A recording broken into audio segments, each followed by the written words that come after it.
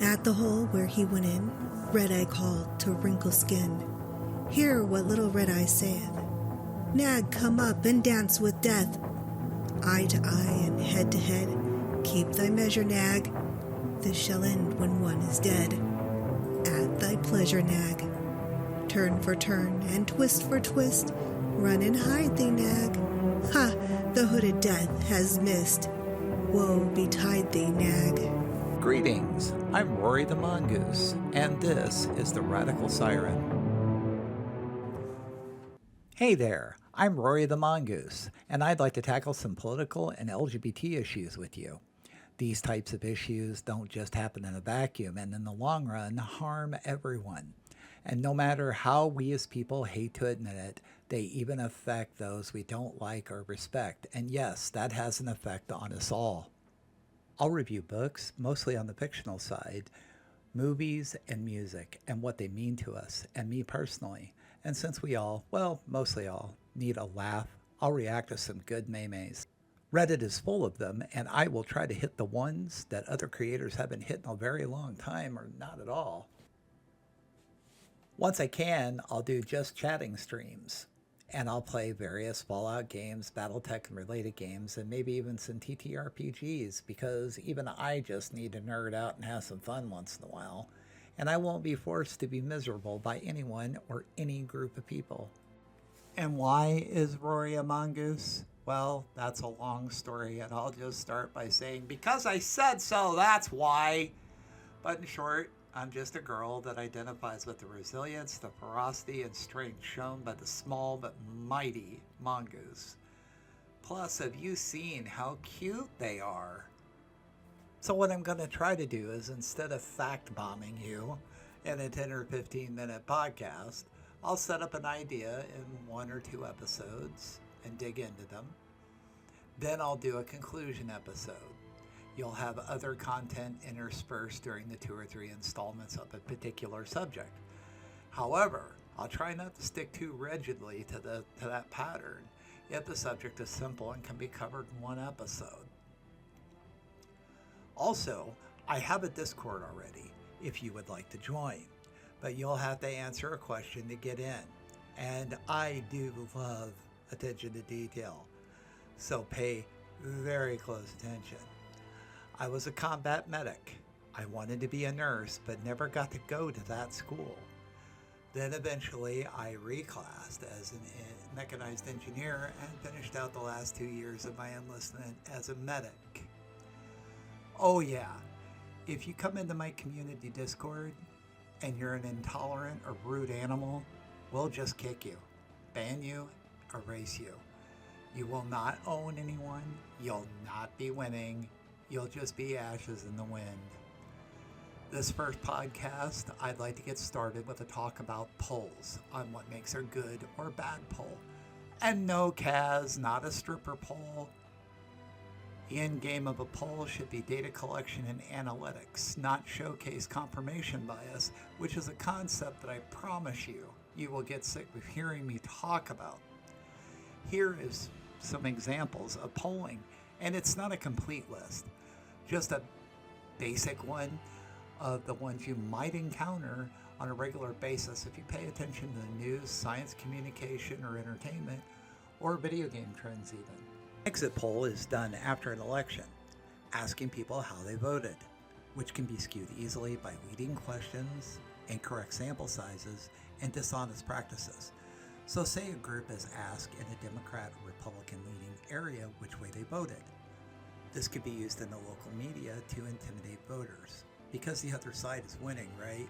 Hence confirmation bias used as a weapon. In light of this, accuracy of these polls can be somewhat questionable.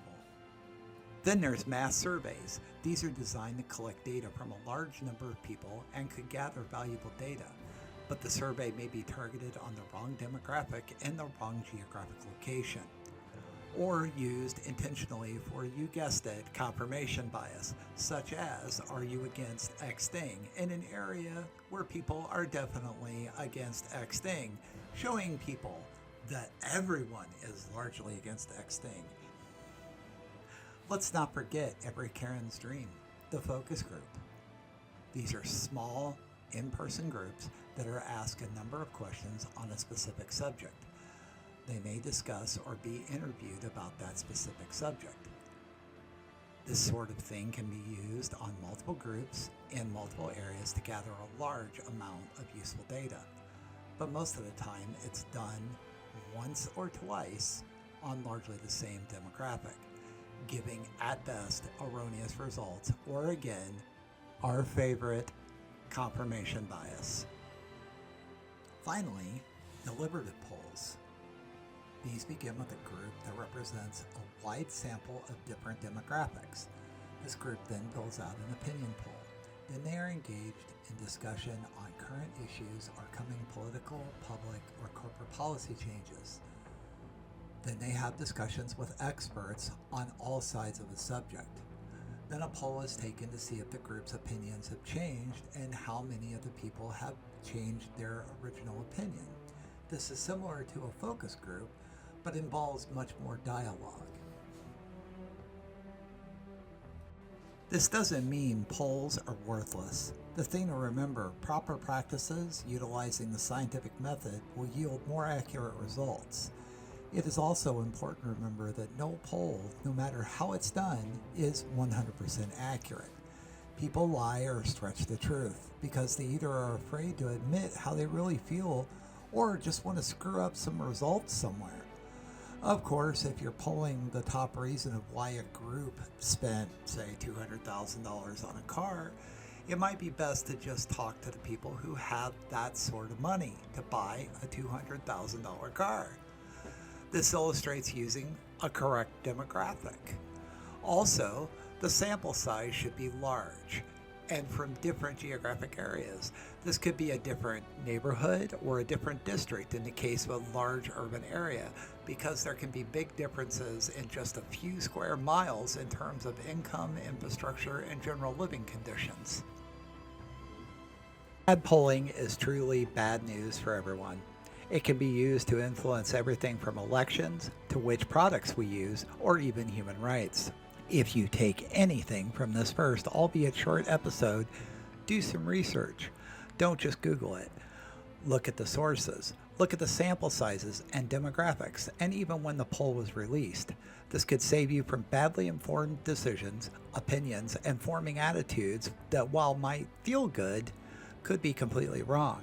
If you are indeed undereducated on the subject, find good faith sources to learn from. I think that's a good place to end off with this episode. Sorry about the lack of graphics for this. Hopefully soon I'll be adding that and far more rigging and animations to Rory. Next time I'll continue on this track by examining some good and bad polls and their effects on current events and our thinking. When looking at so-called good polls, we'll look at sample sizes, demographics, and even how the subject matter is presented. And the same for so-called bad polls. So welcome to my channel and community. If you wish to stay, please like and subscribe and hit the notification bell. You know the drill.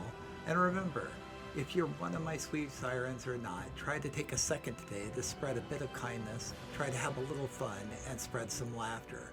Until next time, I've been Rory the Mongoose, and this is the Radical Siren. And without my wonderful community and the donations that they provided, this video and this channel wouldn't be possible. You're all legends.